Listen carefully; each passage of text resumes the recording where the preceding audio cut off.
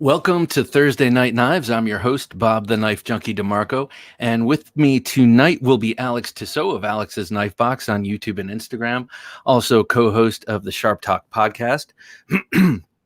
Excuse me. Tonight, Alex and I are going to be talking about some new knife drops, some things coming up for 2020, our states of the collection, what is new in our collection, what we're looking at. And I think tonight we're going to do something a little bit new called Misunderstood and Forgotten Knives, where we get to pull something out of our collection that we can't part with that's really awesome, and we discuss it. How's that for self-serving and justifying? Anyway, join the conversation and comment, leave your opinions and thoughts, and as you know, we will throw them up on screen and we will talk about them and engage you. And also, how about this?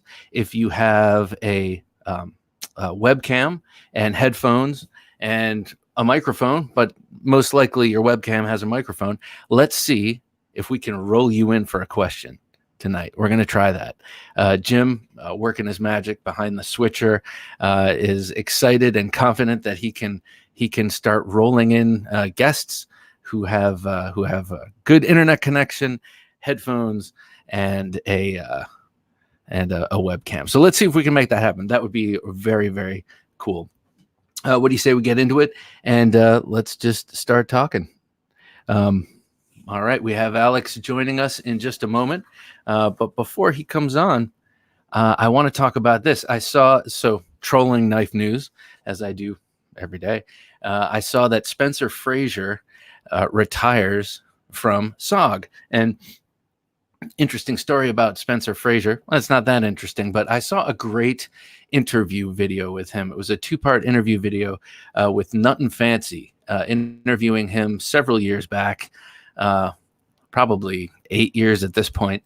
And he was this very youthful guy. Look at him. He looks like a surfer to me. He just looks like a fun guy to hang out with.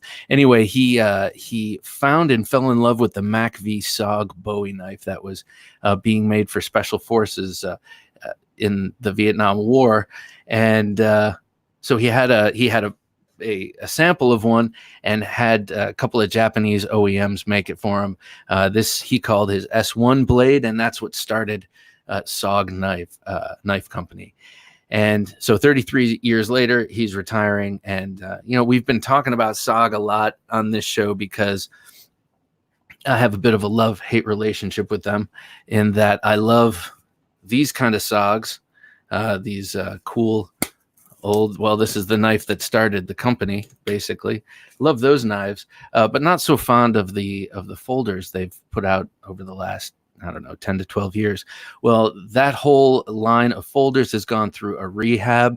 And in 2020, they're going to have a whole, fresh take on some of these classic knives. And looking forward to it. Hey, Spirited Whiskey. Good to see you back, man. Good to see you back. So I'm very happy to hear about that. But I have a SOG, besides the venerable Bowie, which is just so very cool. I have this, and this was the first tactical folder I think I ever bought. And I bought it in 1991 in the summer. I was living in Boston and attending the Boston Museum School for painting. And there was a knife shop in a downstairs little shop on Newbury Street, in a cool part of town, and had a knife shop. I wonder if it's still there.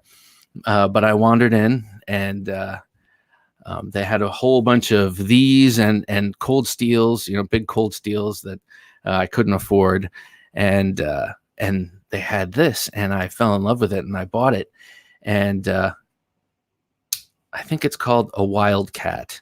And I carried this all summer and could never get an edge on it. Didn't really come with an edge on it.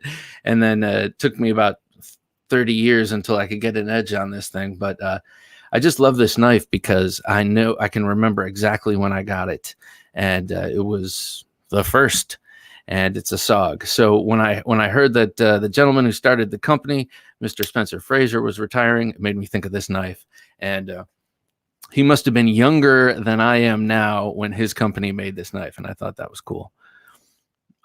Yes, Steve, well, he wasn't on last night. We spoke.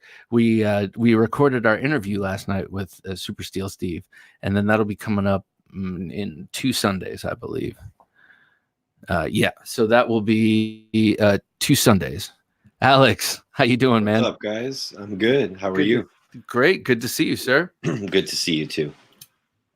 I was just talking about how the founder of SOG just retired, and remembering my very first folding tactical knife bought in 1991 in Boston, and it's a SOG.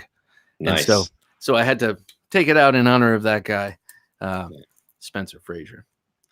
So so last night spoke with Super Steel Steve. We had a couple people comment, ask when they're going to be able to hear that, and it was great to talk about. It was great to meet him and talk about his life with knives and chefing and sharpening, but definitely getting the scoop on the HRC police situation. And it was cool.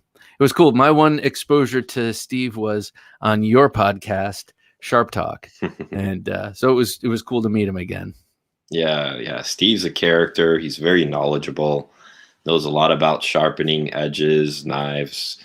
Very informative guy and very colorful. Yeah. And one thing I really like the aspect of his perspective that he's a daily user as a chef. As a chef. And what's up, Spirited Whiskey? Yeah, that's my boy right there. That's right. 1991. Still rocking the $9 Rambo knife. Well, I'm pretty sure I had those as well. I think you made more than made up for it, Edwin. Edwin I always have to mention his awesome Emersons. Hey, what's up, Steve? Good to see you, man. Thank you. Clink, clink. All I have is a dwindling cup of coffee tonight, and some obscure South American liquor that I'm not willing to open. So there you go. So Alex, what's new with you, man? Oh, not much, man. Just trying to get some stuff done. I've been doing a couple videos recently, trying to do them a little bit more often. And finally did a video on that mechanic custom flipper. Yes. Which was something that a lot of people kept asking me for, because I used to kind of sneak it in, on size comparisons. They're like, what is that knife? So finally did a video on that. And then I did a video on this guy, the Custom Knife Factory Evolution. Yeah.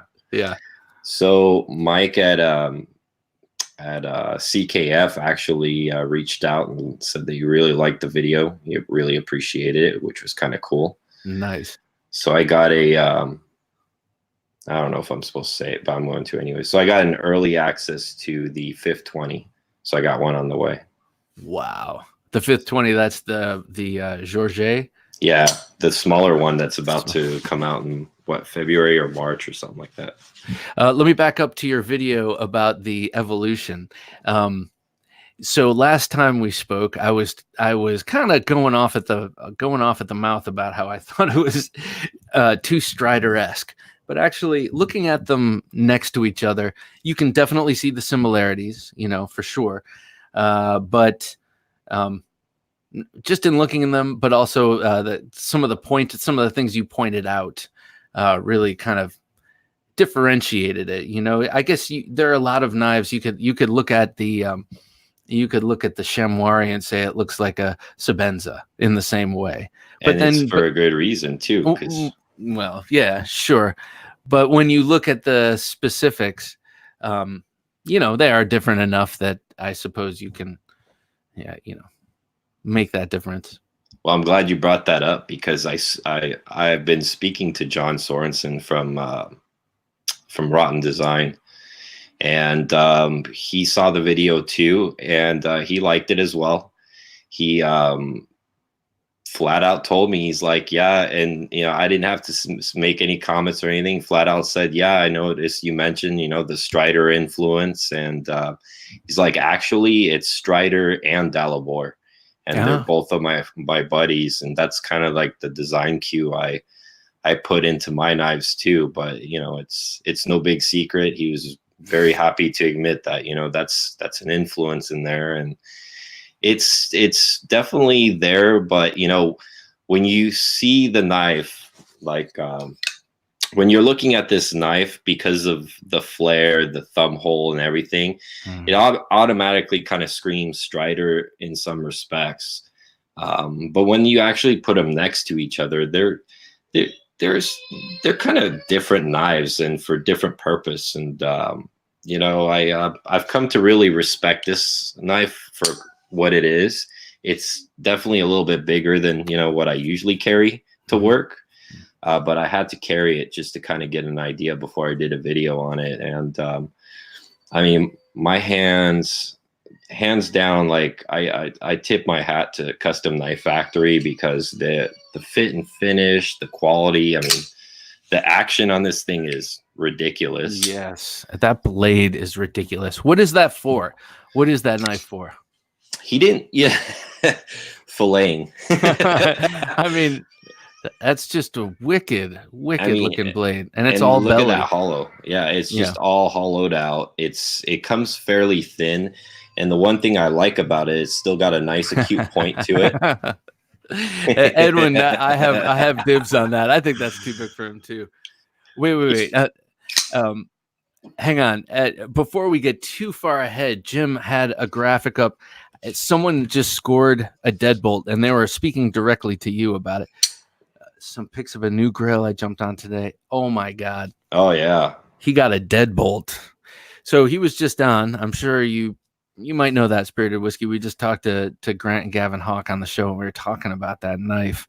And going into it, I knew I loved it just because it looks so badass. But then when they described how they got it to be solid, I was blown away, and man, it made me appreciate the knife even more. So congratulations on your score. That's killer. Yeah, it's I actually didn't know he bought that. He put pics up. I thought he was looking at it, but I didn't know he actually bought it. Spirited Whiskey invited me into this little private chat of some knife connoisseurs, and it's a fun group of guys. I'll tell you what, I can't keep up on it though, you know, like they're going on 24/7, and by the time, you know, you step away, do some work for a few hours, you got like pages of stuff going on. I'm like, oh my God, look at all that I've missed in all this time. So fun guys.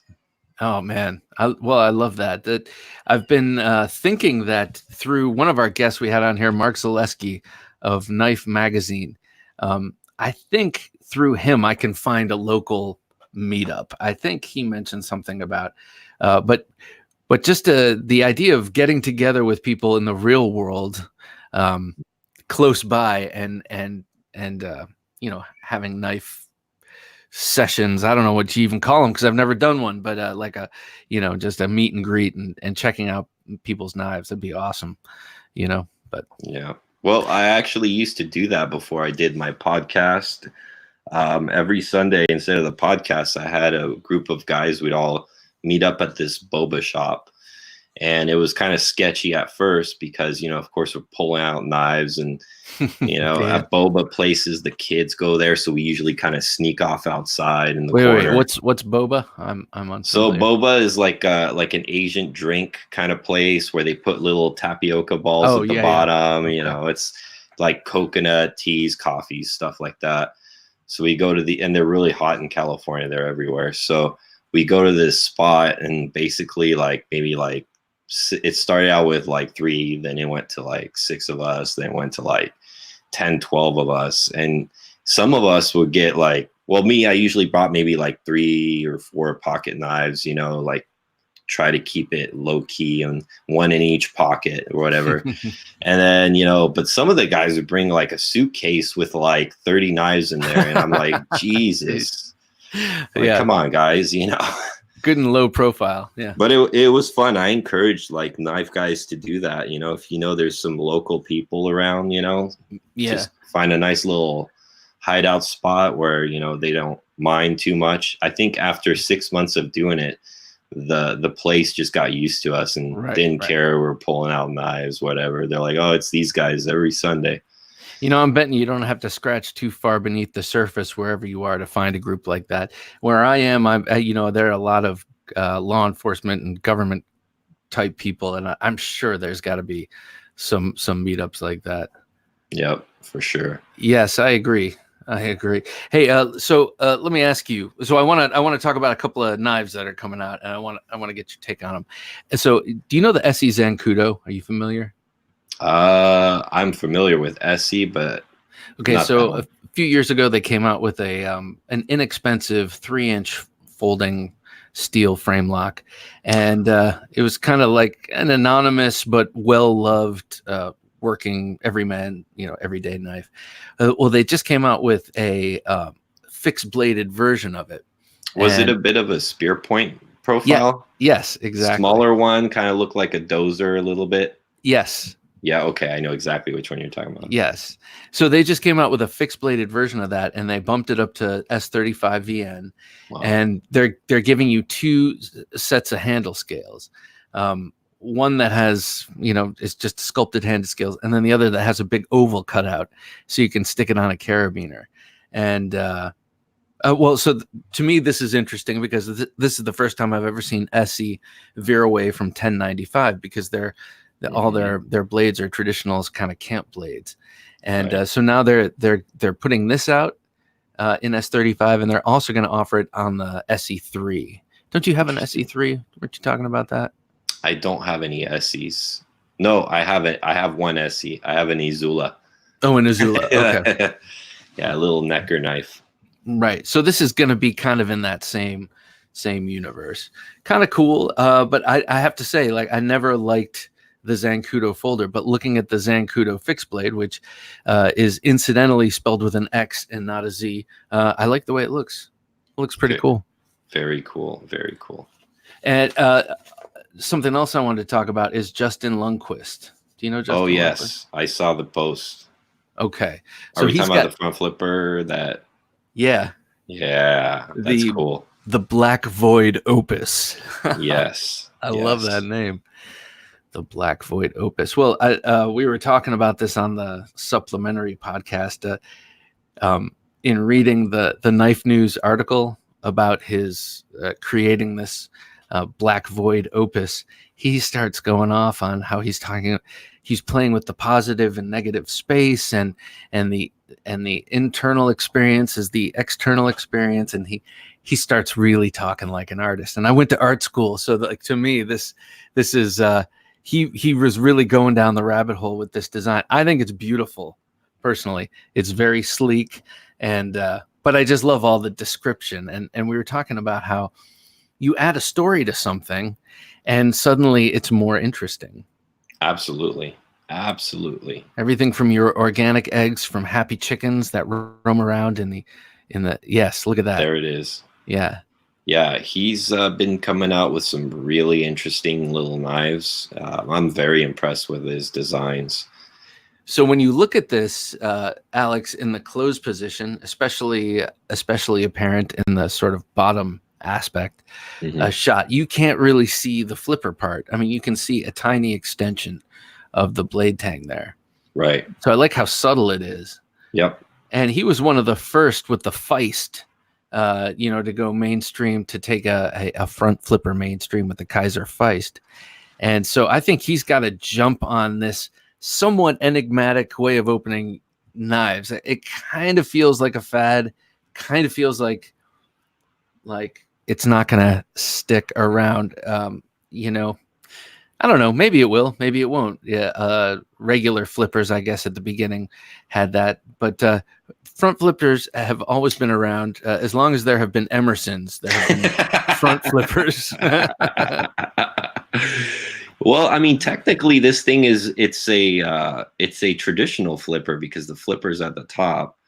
But I like how he kind of just got rid of the flipper space all the way and just basically made it, instead of a tab, it's just nice jimping to roll out and flip.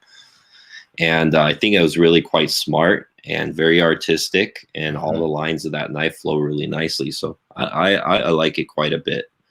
It is beautiful. Yeah, I mean, you can really see it on that bottom picture. Right at the end, you can see where the jimping starts, and the whole blade just kind of, it's quite a nice sized blade for the handle size too, which I really like. And the pocket clip is symmetrical, which is really pleasing to my eye too. Right. There's not enough of that going on nowadays.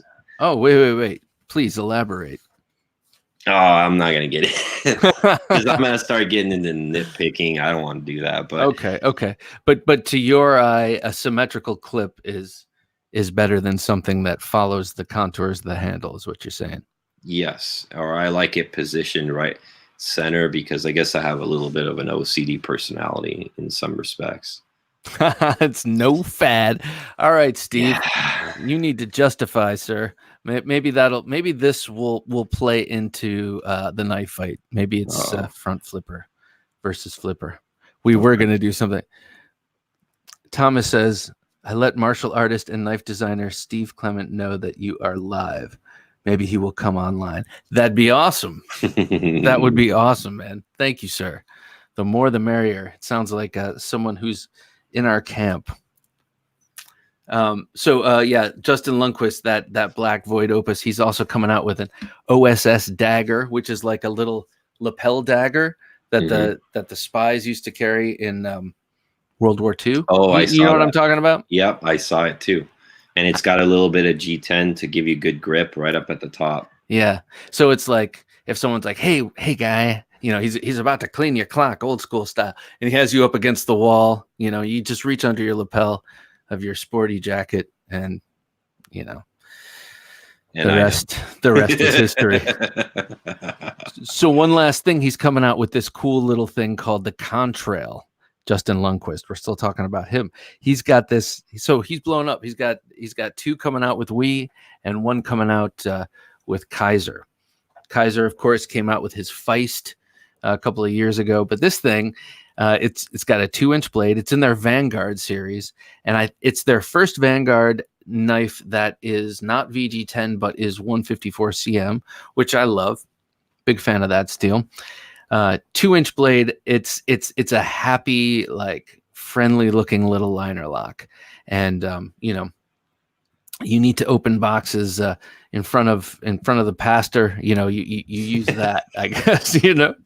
But what I think is interesting is that it's called the Contrail, and to me that infers that you can fly with it, right? But you can't. So don't. It will be taken. And even if it was legal, it would be taken. Just like a couple of years ago, I was flying somewhere. I don't remember where now. And they had just made the classic, the Victorinox Classic, the tiny little keychain knife, was now legal to carry on airplanes. So I decided I was taking mine with me. And when the TSA guy's like,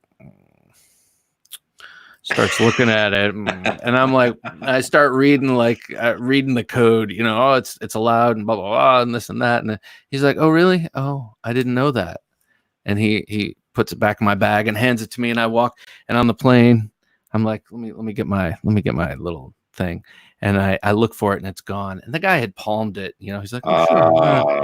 And I was on the plane, and they're like ready to turn the plane around because I'm just like, God damn it, honey, no, it's not right. That's my just chill out.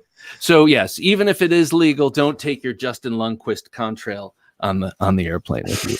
It will be taken by a friendly TSA agent.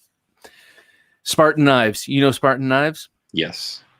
Okay. What do you think of when you think of Spartan knives? The Harsey. Oh, yes.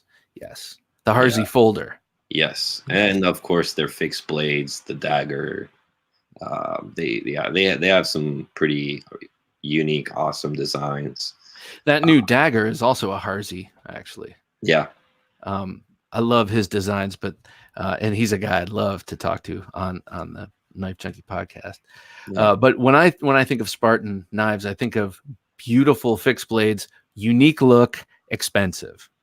Okay, but they just came out with a line called the Silver line, and it's a more budget oriented line, and of course that's relative to what their price is ordinarily, and you'll spend $450 for a fixed blade from Spartan. So if that gives you any idea what price conscious might mean with the silver line, I do not know what the prices are, but they teamed up with K-Bar. Actually, this was a story a little while ago. They teamed up with K-Bar to form Pineland Cutlery. This was about 6 months ago. We read that announcement. But here we're kind of seeing the fruits of that partnership, though this is not under the shingle of Pineland Cutlery. It was created through that business partnership. So they're making it. K-Bar is making these 3 knives up in New York in their facility there. There's a 3.75-inch drop point kind of EDC knife. There's a 5.5-inch combat knife, and then there's a a little bit over 6.5-inch recurve chopper. I knew it was going to be 1095 steel when you said K-Bar. Well, 1095, I mean, it just sort of makes sense. They're already gonna, they're gonna coat it anyway because it's tactical, and you can't have reflections when you're sneaking up on sentries. So that it's going to be coated anyway. Why not go with the budget friendly and super tough and nice and sharp 1095 Crowman? It's amazing because 1095 is relatively cheap to use, but I love that stuff, man. I mean, when I most of my outdoors experience with fixed blades have been with 1095. One of my favorite all-time classic, I don't have it anymore, but the BK7. I don't know if you remember those. Yep.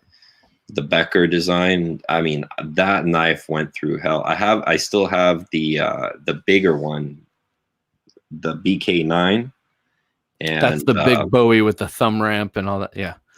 So love that stuff, man. It sharpens up really easy. Gets a really fine edge if you do it right, and it's tough.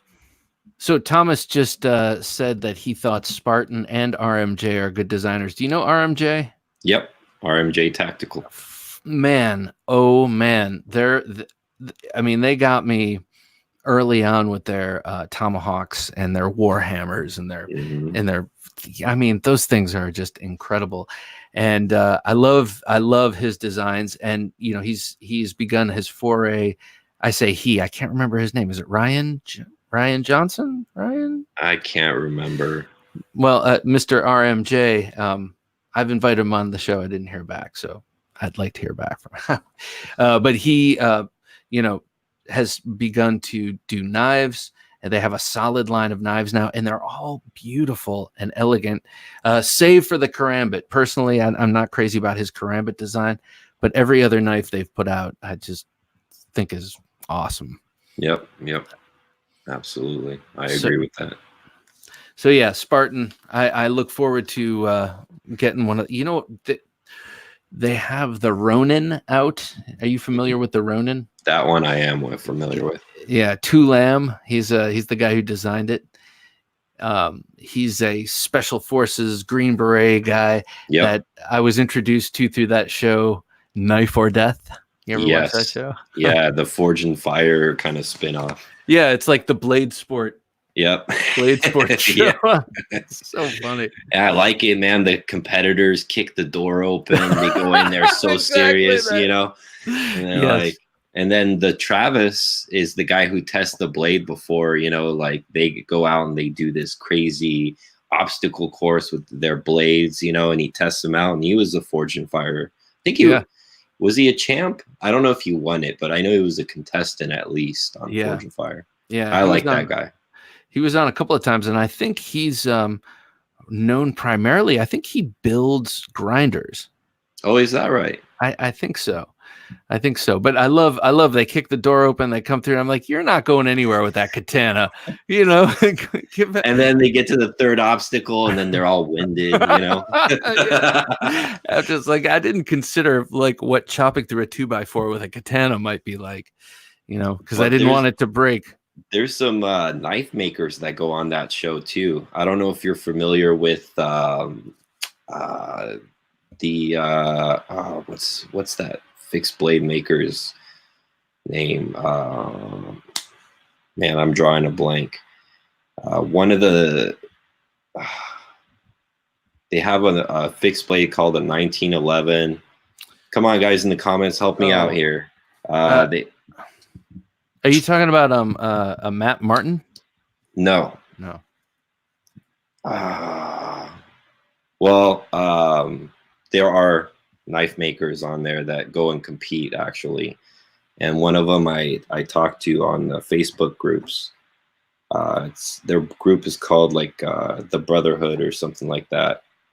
And it's one of those fixed blades. They come right out. They're sold out instantly. And yeah, I know.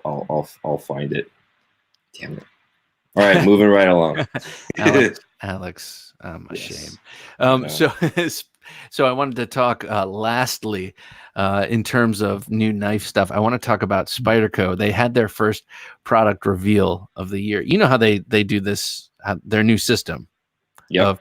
Of product. So this is the first one, and the first thing that caught my eye immediately was the Michael Birch tree. What the hell is it called? Bombshell. Did you see that? Are you familiar with it? Yeah. What a beautiful knife, and really, like, so I've been sort of observing that knife in its custom form online for a few years. It's just sort of caught my eye. But man, does it not look like the perfect knife for the perfect custom design for them to take on? It's perfect. Yeah. It's like born a Spyderco knife. It's pretty true to the custom, actually. You know, like I like the way they actually produced that one. And then they got that new steel that's coming out, the SPY27. Yeah, they have two new steels actually, but SPY20. Well, I guess S45 VN is not theirs exclusively. The SPY27 is theirs exclusively. I think the S45 VN will appear in the knives of other companies. I think, is that right? Yeah. S45. How about that? It's about time. I've been hearing S35 for just a little bit too long. Oh, by the way, that knife company I kept forgetting about, Dark Timber Knives. Dark Timber. Yes, I knew. Yes. Yes. Thomas, is he on BladeForums? Who? Oh, Bussy? No, Dark Timber. But yeah. Oh, they're both thinking Bussy. Yeah, no, Dark Timber Knives, Peter Kullers, the main guy. But it was one of his other guys that came on and won Knife or Death. Alex, talk to us about Jason Guthrie's understudy. Oh, yeah, I wanted to bring this up, actually. What's that? Okay, so we're all pretty familiar with Jason Guthrie. Makes the Scout. That's ever so popular. South African knife maker. So he's got this young kid that's an apprentice and goes by BM Custom Knives. Now, I saw the picture. He looks like, God, he looks like he's got to be early 20s, maybe late teenager. I don't know. But he's released his own line of knives, and they arguably look almost identical to a Scout. Oh.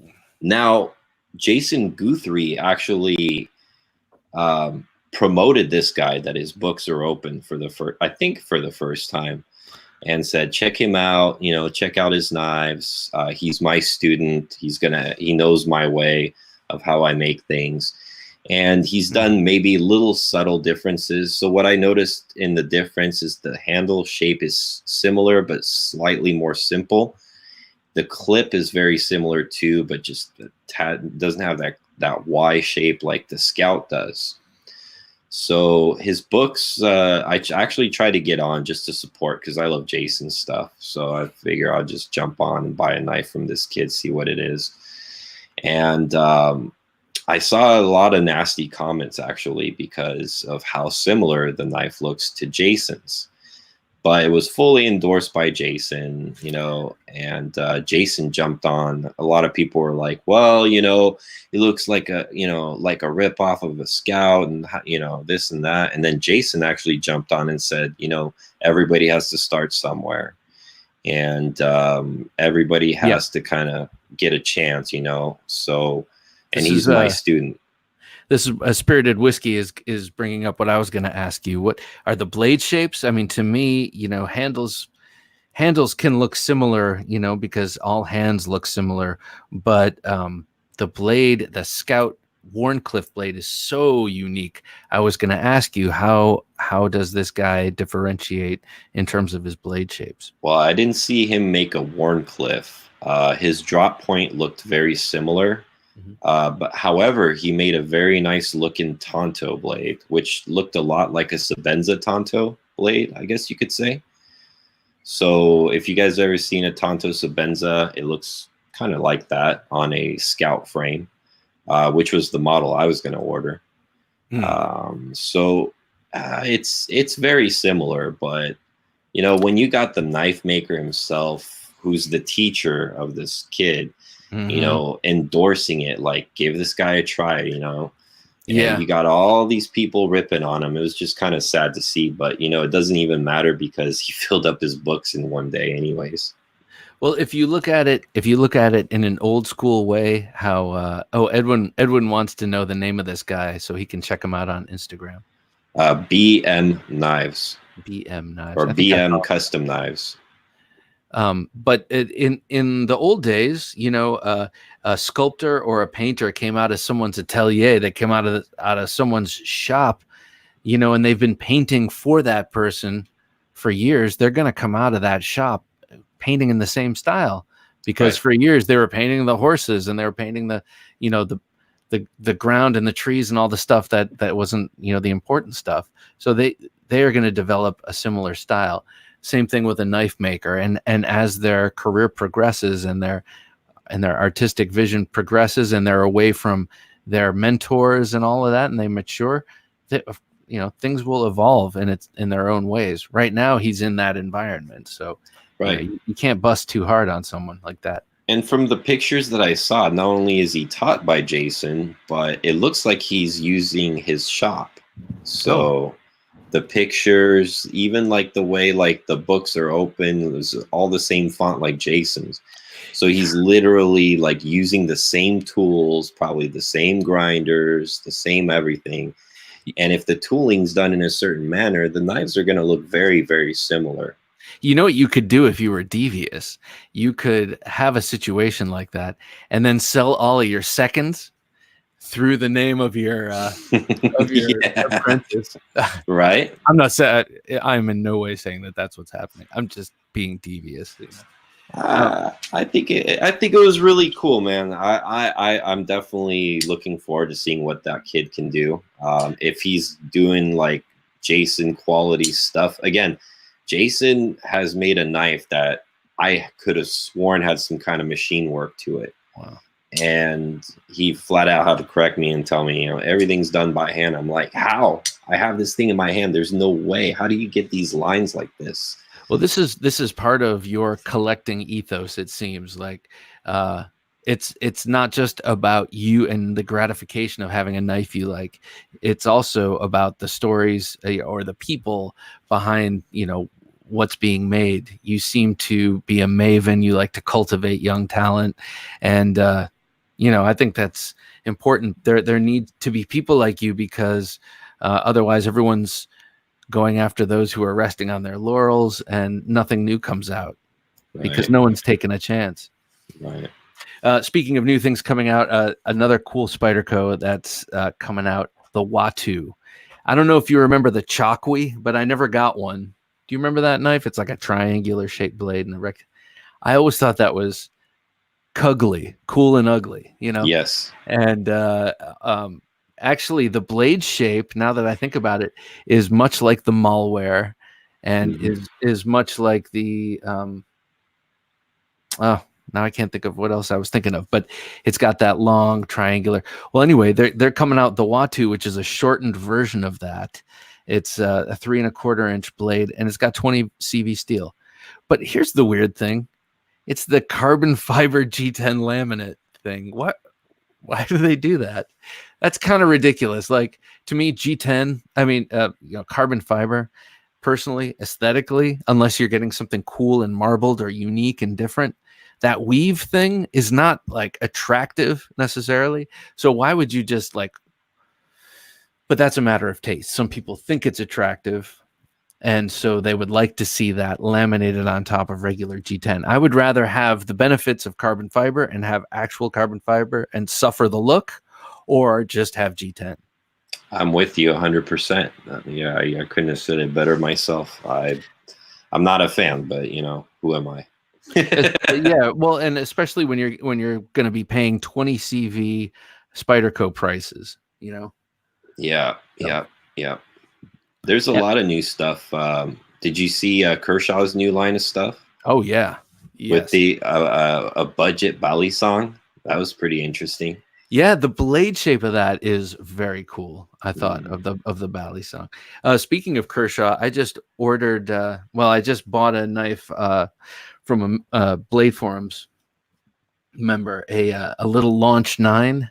Oh yes, it's the little drop point that came out recently. I'm surprised you didn't get the one with the claw. Oh, I want that too. But here's the deal. I pretty much have to buy them on the secondary market right now. Because the state I live in, it's squirrely as to whether people will ship here. So, in terms of retailers, so I'm just looking right now in the secondary market. So when one of those pops up, you better believe I will, because what a cool looking knife that is too, man. Yeah, I got to handle one. I was my coworkers got one of those, and it's pretty cool. I liked it a lot. Just jumped right out of your hand. Yep, just like any other launch. And you know, with that hawkbill kind of, I mean, you can picture using it and just kind of plowing it into a cardboard box and just yanking, and it's gonna rip it right open. It looks useful. So who was Jim? Who was asking about the C clip, the Spyderco C clip? Tyler Knowles.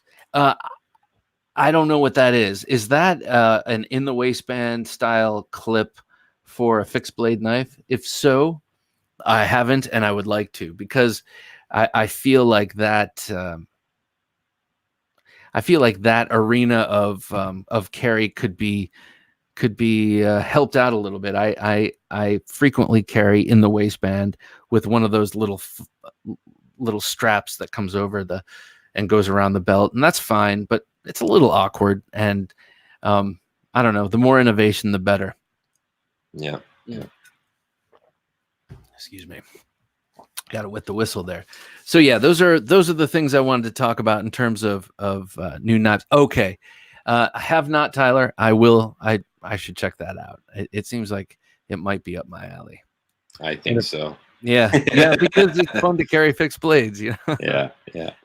Like one of those behind me.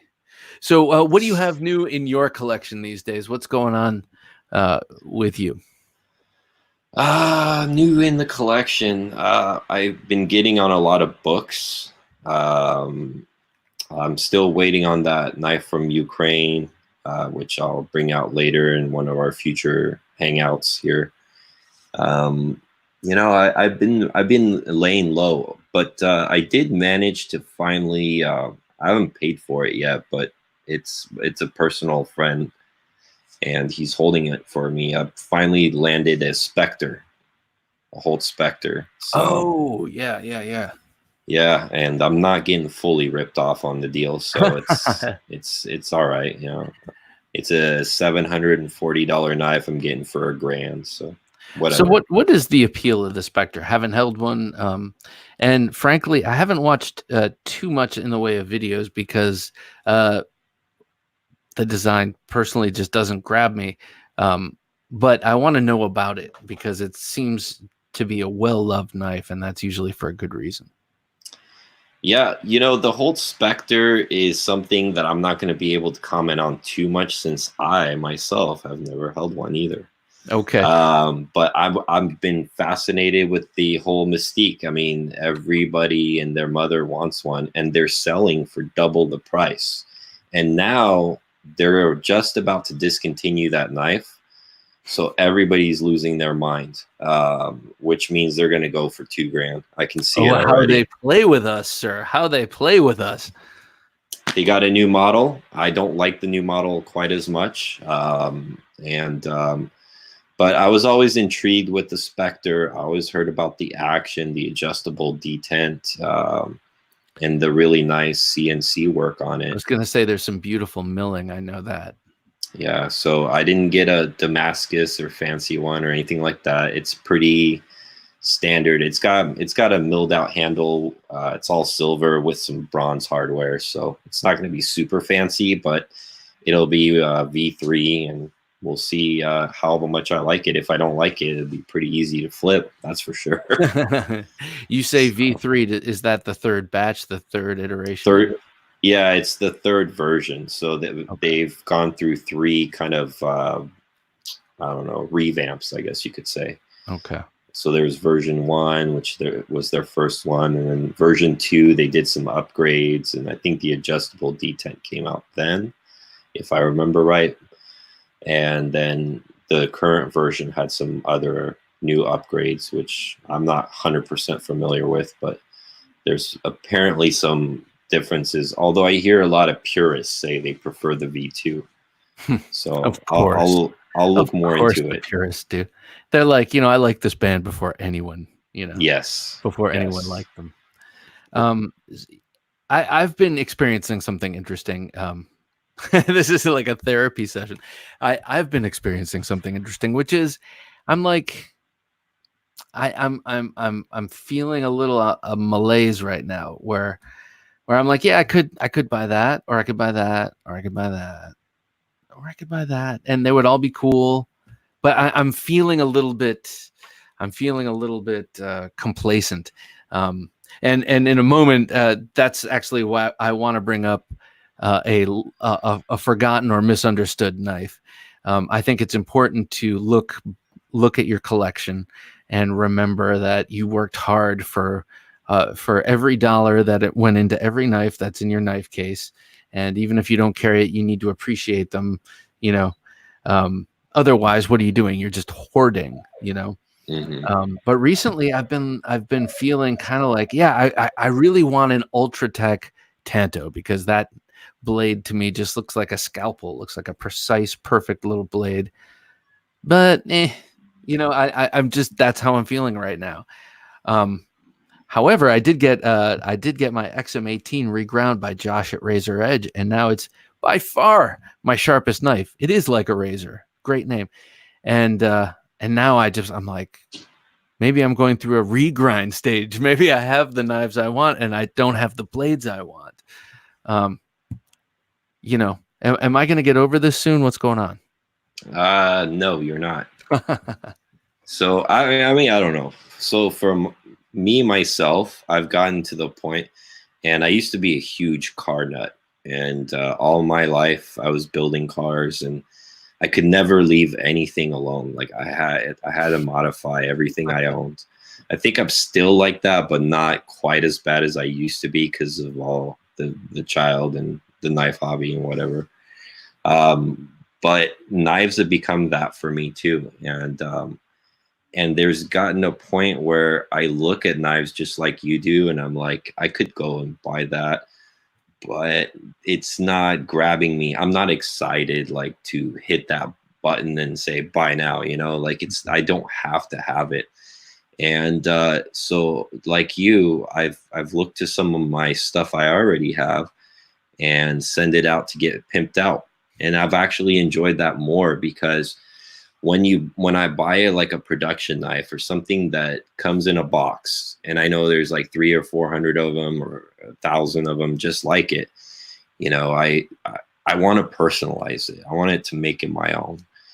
And I think half of the fun with the knife hobby I have is dealing with these knife makers and pimpers. And by the way, it doesn't get any better than Razor's Edge. I mean, Josh is the best out there. So just got to throw that in there.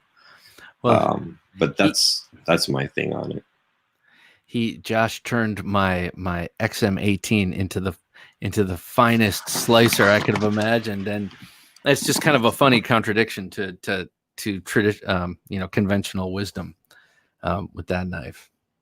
So I'm very grateful. I think I might start doing that too. I think I would love to have my ZT 920 given that treatment. That wicked recurved Les George Harpy. but I wanted to show you this cool knife, and it's one that I've had for a long time, and I forget how cool it is. Oh, Steve is in a regrind phase too. I'd like to hear about that and who you're sending to and what you're sending out. You mentioned it last week, but what was it? Spirited Whiskey. What do you have Josh at Razor Edge working on? So let us know. But in the meantime, I want to show you this Topps Felony Stop. What a name. Which is, I was going to say, it's such a great name. The Felony Stop.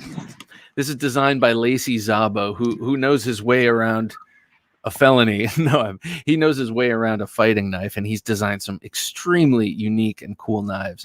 I've had this one for a while. It carries so nicely because the handle is not only is it curved, but it's contoured. It nestles nicely in the waistband. I carry it in the small of my back like this. But this knife, a lot went into the design of this knife. You have a double-edged blade there. You have this amazing jimped swale for your thumb to really lock into. And, so your thumb is very close to that second edge, but the way it's jimped and cut out there, it's not going anywhere. And then when you have this knife in reverse grip, you have that thumb swale with the jimping. It's like a mouth with teeth for grabbing and in Filipino Kali, you do some of this stuff. If you got it the blade in reverse grip, you might trap someone's arm like this. Well, here you have that swale with the jimping, and it's great for trapping. And, so I think he thought of all that stuff when designing this knife. It also, with that pistol grip, puts the blade forward in your hand, so you don't, when you're thrusting, you don't have to torque your wrist much. And then in reverse grip, if you're just kind of doing a casual punching motion, you got the blade oriented in the right direction.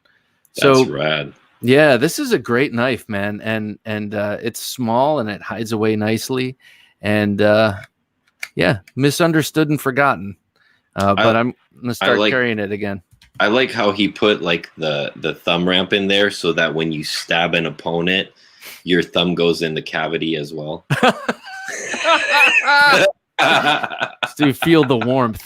Oh, yeah, it's the ultimate blood groove. Oh my God. Well, what about you? You have any?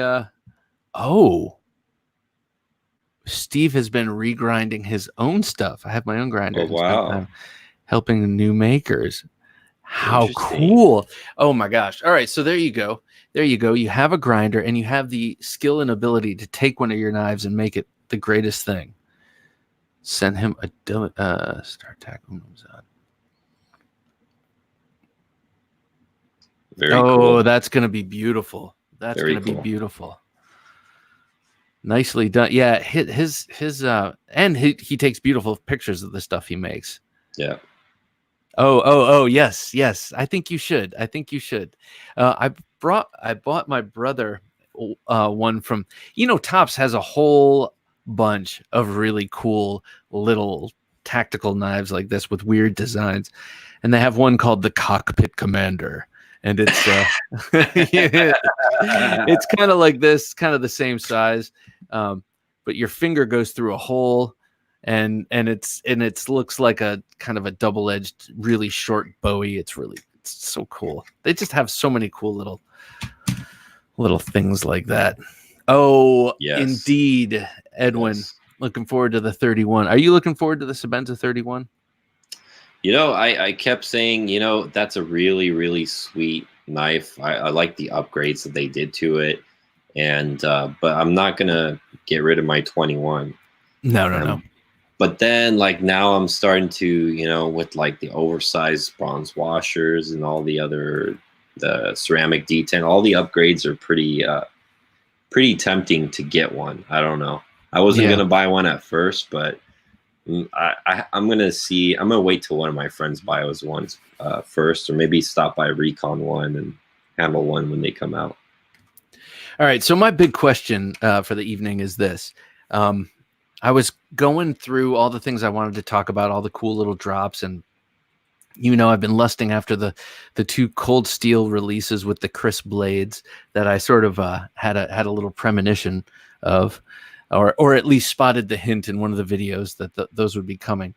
In all this thinking, I was wondering, like, and I made a comment. It's like I finally catch up with everything I want from the year past, or everything that I realistically am going to get. And then they all come out with new shit. All of them. They all come out with new stuff I want. Do these companies need every year to come out with a raft of new models? Yes. Okay. They do, because it keeps you coming back for more. But for me, like, I like companies like Chris Reeve. They will rarely come out with a new design. They stick to what they're good at, and it's maybe like a new little improvement here and there. I like knife companies that have fewer models that are very true to them. But there's companies out there with a gazillion knives. We Knife Company, and they're all great, but there's one We knife out there that I've seen that I'm tempted on buying, which is the Synergy. Oh yeah, designed after that knife from the 90s. Yeah. Yep, that's the one, by something Young. I forgot what his name is. That was the one knife, but that's like a Wii design, well, it's designed by a designer, but it's like a Wii made knife only. Like, it's not a remake of something else, or right, like a pairing off of something else. But I mean, and people are really enjoying like all the Kaisers, the Wiis, the Riots, and these companies are producing like thousands of different models within the last few years. Maybe I'm exaggerating, but hundreds and hundreds of them. Yeah. New designs, and I like companies that focus more on a few designs, because it's like when you go to the grocery store and you have all like 30 different hot sauces. I don't want 30 choices. Give me 3 and I'll pick one of them. Yeah, that's just me. Yeah, the concept of having one small group of knives that you're really good at making, that's very appealing. Especially, that's interesting. Yeah, it keeps makers pushing each other to be better. And thank God, like last year, thank God ZT didn't stop with that 308. Someone else mentioned that earlier. Didn't stop with the 308 and say that's our last design for the next 3 years. You got to wait, because some of us think that was a dog. I don't know, never held it. I'm sure it's a great knife, but I'm an aesthete and I think it's ugly. So maybe to keep things fresh and to actually weed out trend from enduring quality is the thing. Like, who knows? Maybe in 5 years we won't be seeing front flippers anymore, because everyone has realized and admitted that they're awkward and a pain in the ass. Yeah, they work on my thumbs pretty damn well. I'm just kidding. I knew you were poking at me. I want to see what happens. So like, my thing is like maybe 5 years ago when I was kind of a little bit newer at collecting knives. So when you're a little bit more fresh and you're just learning about all this stuff that's out there, I guess you get excited a little more easily. But when I would go on Blade HQ every month, maybe I would see like 10 new models coming out from all makers and companies, or 15 new models, Yeah. Now it seems like there's like pages and pages and pages. It's crazy. And it's like, it's overloading me, like, I don't know, like, now I'm just kind of sifting through everything, not really paying attention anymore. And it's just too many choices for me now. I'm like getting burned out on all of it. In a way, it refines your taste, though. I mean, for a while things are brand new, like bearings, say. When things are new, it's like, oh my God, that has bearings. I got to get that. Oh, that's on bearings. I got to get that too. Or for me, for a while, anything that had hawkbill, I was like, holy there's a hawkbill right there. I better get my hands on that thing. You go through these little fits and starts, but then the more things get flooded, I'm constantly going to the what's new and what's coming pages on Blade HQ. The more there is, the more you can separate. You can look, say, that is a beautiful knife. And, oh, it's from Best Tech. I bet it's produced great. And what an interesting and unique thing. I know I would never carry it. I don't have to buy it. Maybe with that din, with all that noise, it's easier to find the signal and separate out what you really like. Yeah, well, I mean, and it could just be me too, because nowadays I found myself, like, when I'm shopping for knives, I'm shopping for knives that are a few years old. Right. Like, I'm going back to, like, stuff that I wanted in the past. Like last year I was on a big mission to get knives that I missed out on and that I had to have. I did that the year before too. Like Spyderco Tough. I always wanted one of those. So do you find once you get those knives that at one point you were burning for, you finally get them, are they still all that to you? Or is it more like you have to check the box and that's the satisfaction? No, actually, the intrigue. So there's a reason why I get intrigued with certain knives. It's not really always, like, there's a few knives that I say, I want to see it because it's hyped like crazy. Is the hype real? I want to feel it for myself. I want to see for myself. Like the Holt Spectre is a perfect example of a purchase that I made purely because of the hype. I want to see exactly if this, and trust me, if I don't like it, I'll trash talk it. I have no problem doing that, but I want to see if the hype is real, and then there's other knives like the Tough, or like the Spyderco Janisong. Those knives are knives that I thought, wow, I've never seen anything like it. I want to hold one in the hand and see what they're all about. Yeah. And then because of all that time I spent wondering, and then when I finally get it in my hand, most of the ones I've picked out that I've wanted to get, I actually end up keeping permanently. Like they're soft spots in my heart, like that Tough. Yeah. Well, Edwin brings up a good point, like, and it's interesting because he's got a killer collection of Emersons, and Emerson is one of those companies that does what it does, and it kind of does it the same way, and it has a variation on designs, but build and philosophy of purpose remain pretty constant across their product line. It's not always about finding the newest thing. It might be if you review knives in a timely manner on YouTube. If you're one of the guys out there who is, wants to be one of the first to let everyone know what the new Benchmade is like, so that they can be the first. There is a place out there for those people, and I'm grateful they're there. And they're some of the people I watch the most. But if you don't collect that way, which is how I feel, yeah, and you and Edwin. You can find, you're looking for classics. You're looking for things or personal classics. Hey, Jim, bring up that Thomas had a knife, a SOG he was talking about that there was a graphic you had up. Have you seen the SOG limited Ed Pillar 5-inch bronze Cerakote S35 VN 10 canvas micarta Kydex sheath? No. I love all those materials, and that setup sounds awesome. Though I'm not so big on the bronze Cerakote with the tan canvas, but I love tan canvas. And I don't know, it for a SOG, $190 fixed blade, you'd really have to. It's gonna have to be sweet for me, because I feel like they made some pretty sweet things like this that are kind of hard to beat, and if you want a SOG, if you want that classic, I just wanted to pull this out because it's so beautiful. That's badass. But no, I would be interested in seeing that. The Wii 919C Michael Emler Stonefish fixed blade.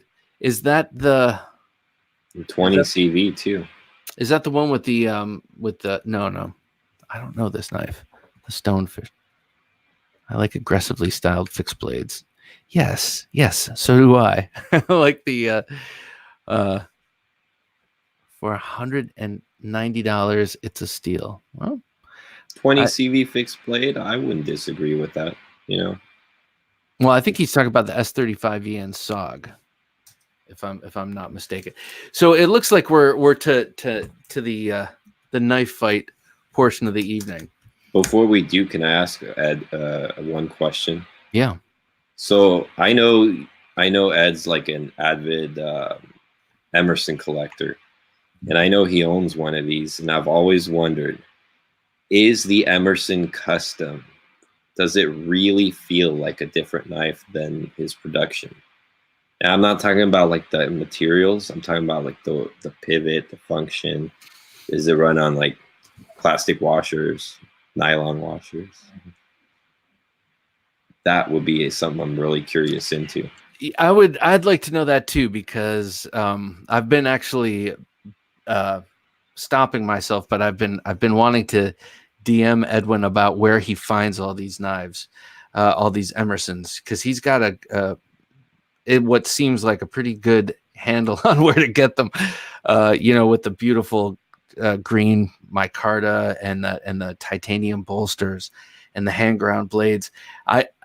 I almost feel like I'd get rid of all of my Emersons to have one of those, but I have a lot of sentimentality tied up in them, so I don't know if I would do that.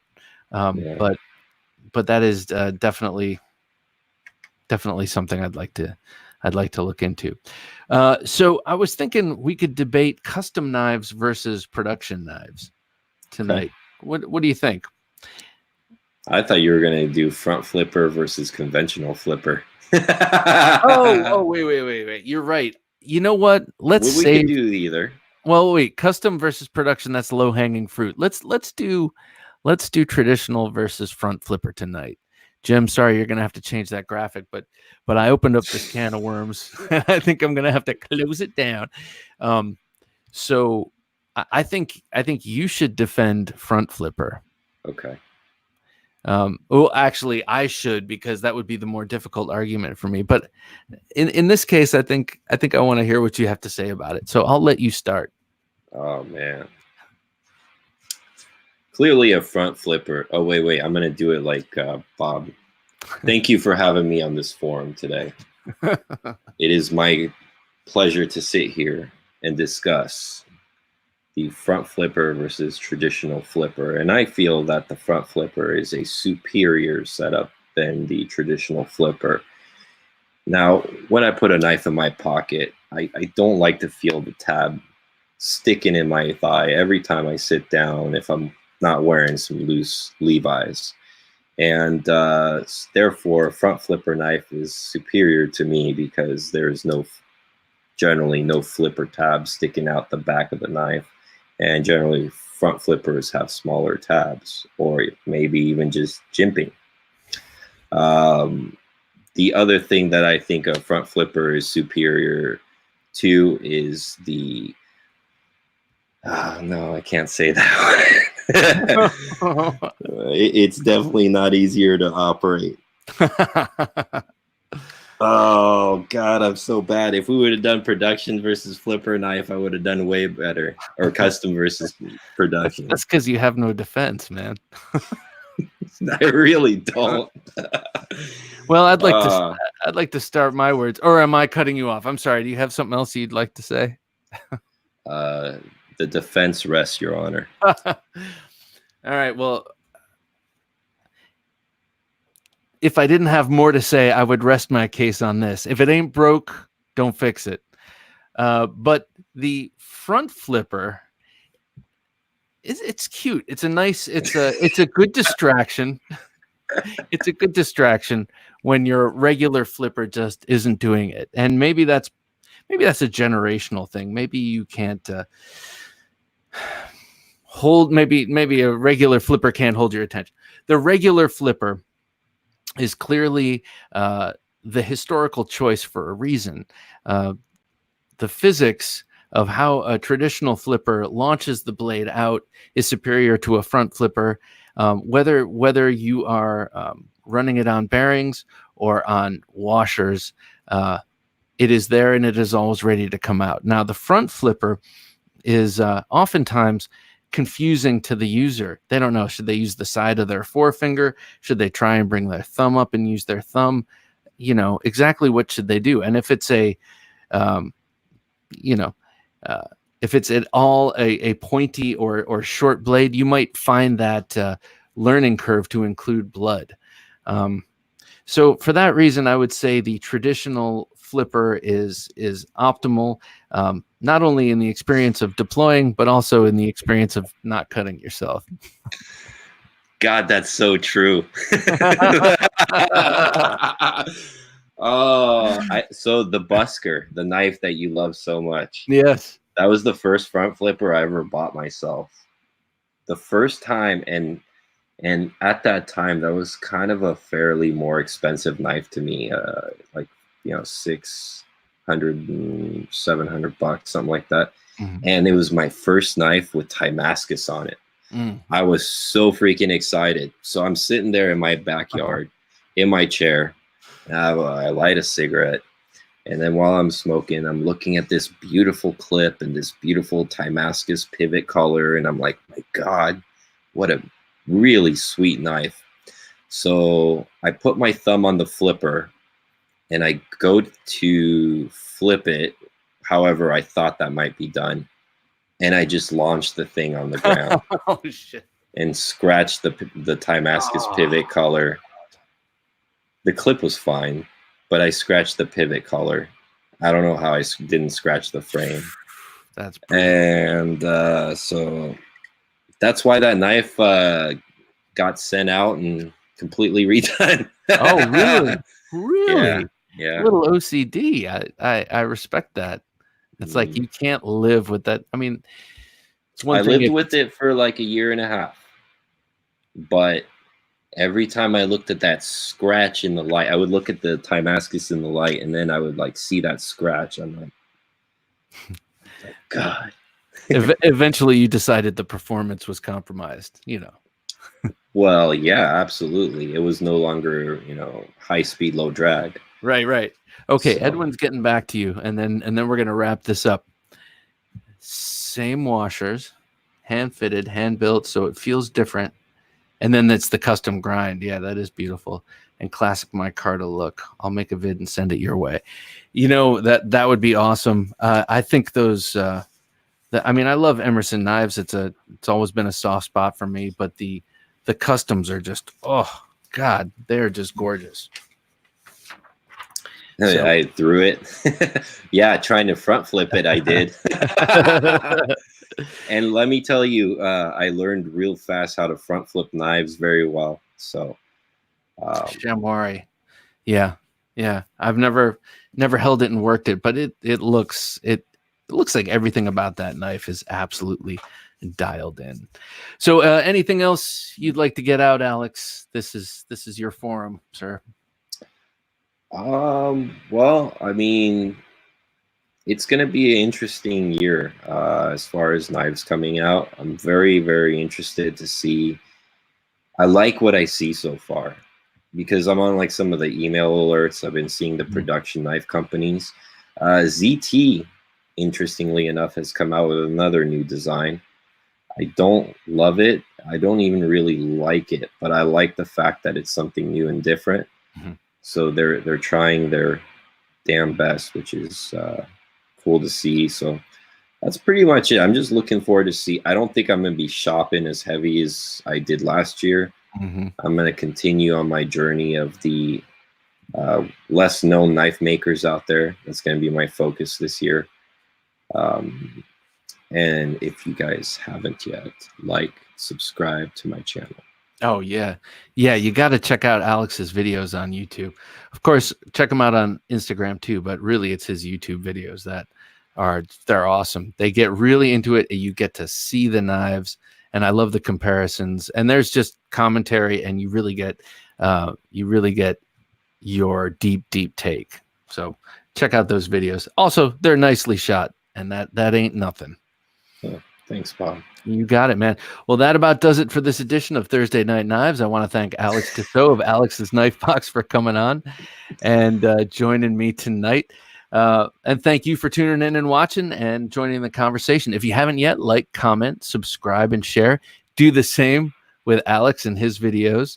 And share this with your friends, family, neighbors, etc. And these little actions have a big rippling effect.